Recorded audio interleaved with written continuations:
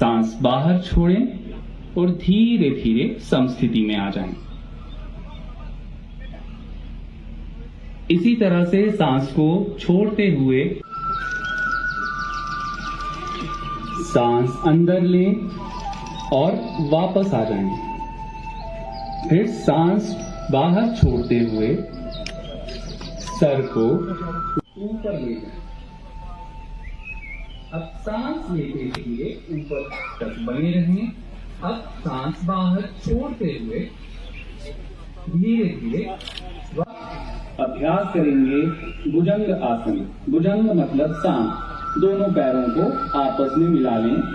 हो रहे हैं, ये ध्यान मस्तिष्क को शांत रखता है, मनोबल को बढ़ाता है।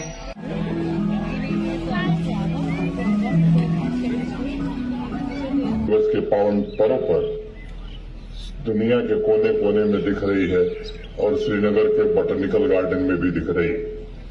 साथियों, बेहतर स्वास्थ्य के लिए उपचार से ज्यादा रोकथाम पर आधारित हमारे देश की इस प्राचीनतम और समृद्ध परंपरा ने पूरी मानवता को, पूरी दुनिया को इस बात का एहसास कराया है कि लोगों को निरोग रखने में योग पारंपरिक चिकित्सा प्रणाली की एक अभूतपूर्व ताकत है। महर्षि पतंजलि ने जब योग सूत्र की रचना की थी तो उन्होंने जो पहला सूत्र लिखा, अथ योगानुशासनम, यानी अब योग का अनुशासन, जहां अतीत और भविष्य के परे इंसान वर्तमान के क्षण में अपने भीतर की अव्यवस्था को समाप्त करके व्यवस्थित हो जाता है। और दूसरा जो सूत्र लिखा उन्होंने, योगश्चित्त वृत्ति निरोधक, यानी चित्त की वृत्तियों को रोकना ही योग है, मन की समाप्ति ही योग है।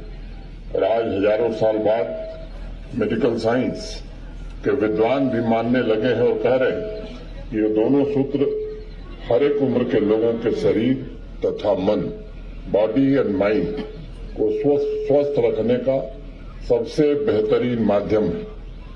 योग के द्वारा भारतवर्ष ने पूरी दुनिया को जो साइंस दिया है, विज्ञान दिया है, इससे स्ट्रेस समाप्त हो सकता है, शरीर रोगमुक्त हो सकता है और बिना किसी प्रीमियम के पूरे साल स्वास्थ्य की गारंटी मिल सकती है। एक बेहद सुलझे हुए वैज्ञानिक की तरह पतंजलि कहते हैं कि सामान्य रूप से एक व्यक्ति के भीतर एक व्यक्तित्व ही नहीं है, बल्कि अवसाद, अव्यवस्था की भीड़ भी इकट्ठा है और वह भीड़ ही स्ट्रेस और रोग को जन्म देती है।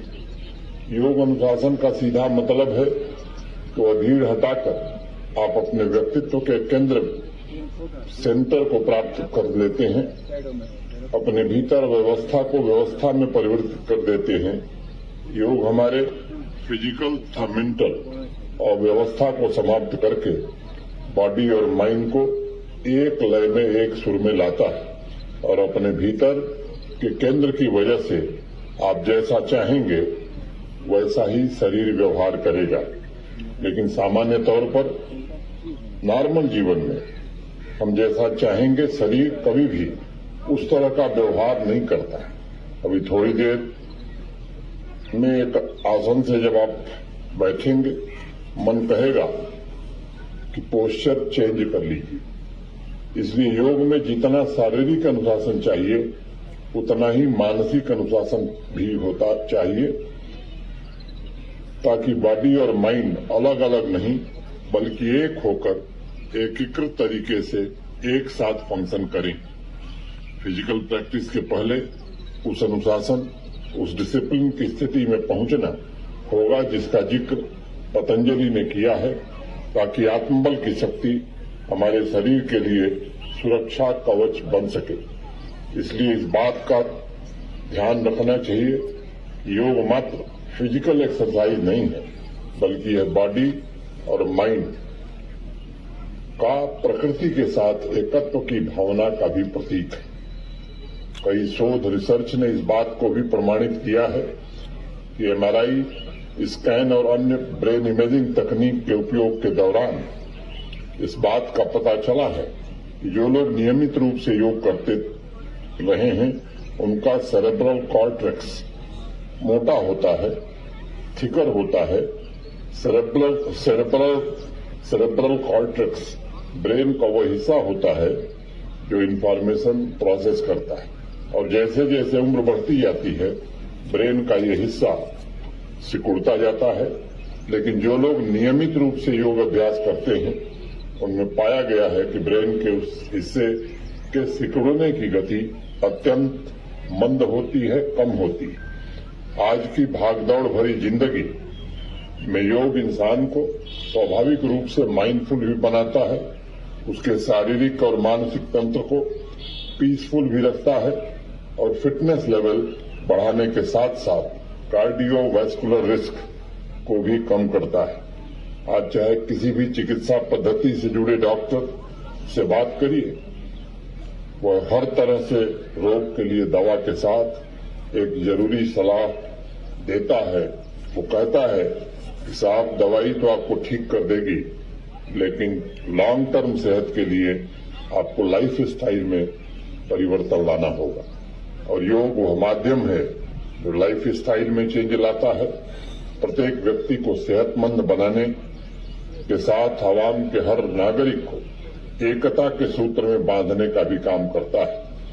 2021 में जब पूरा विश्व कोरोना की दूसरी लहर से जूझ रहा था, तब सभी देशों ने योग की शक्ति को अपने नागरिकों की प्रतिरोधक क्षमता बढ़ाने के लिए उपयोग पर बल दिया था। और इस बात को सबने स्वीकार किया है कि सभी प्रोटोकॉल का पालन करना, वैक्सीनेशन के साथ साथ योग ने कोरोना की रफ्तार रोकने में बड़ी भारी मदद की। घर घर गांव-गांव पहुंचकर योग ने लोगों में न सिर्फ साहस का संचार किया बल्कि उनके स्ट्रेस को कम करने में महत्वपूर्ण भूमिका निभाई। आजकल होलिस्टिक हेल्थ टर्म की भी बड़ी चर्चा हो रही। इसका मतलब है फिजिकल हेल्थ और मेंटल हेल्थ। इसलिए डॉक्टर्स कहते हैं कि शरीर और मन दोनों को स्वस्थ रखने का उपाय योग ही है। जम्मू कश्मीर आयुष डिपार्टमेंट ने यह सुनिश्चित किया है कि योगा प्रोटोकॉल सबके लिए उपलब्ध हो और उसका लाभ सभी तक पहुंचे। अभी कल ही आयुष डिपार्टमेंट ने पारंपरिक चिकित्सा पद्धति के विकास में एक और पड़ाव पार किया है और कठुआ जिले में होम्योपैथिक कॉलेज की स्वीकृति उन्हें मिल गई। मैं सभी नागरिकों को इसके लिए बधाई देता हूं और एक बार पुनः जम्मू कश्मीर के सभी भाइयों बहनों के बेहतर स्वास्थ्य की कामना करता हूं और सबको अंतर्राष्ट्रीय योग दिवस की अनंत शुभकामनाएं देते हुए अपनी बात पूरी करता हूं। धन्यवाद। जय हिंद। अंतर्राष्ट्रीय योग दिवस की हार्दिक शुभकामनाएं देता हूं।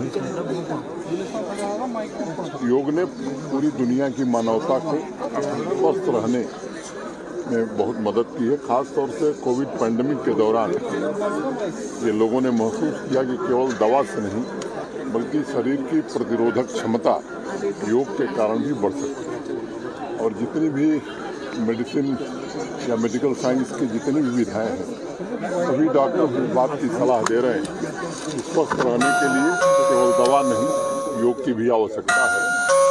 और यह राष्ट्र कृतज्ञ है माननीय प्रधानमंत्री जी का, जिनके कारण आज पूरी दुनिया योग के प्रति आकर्षित हुई है। अब से ठीक 9 घंटे बाद संयुक्त राष्ट्र संघ के सम्मुख मैं समझता हूं कि वसुधैव कुटुंबकम की भावना से पूरी दुनिया निरोग रहे, इसके लिए माननीय प्रधानमंत्री जी वहां योग शुरू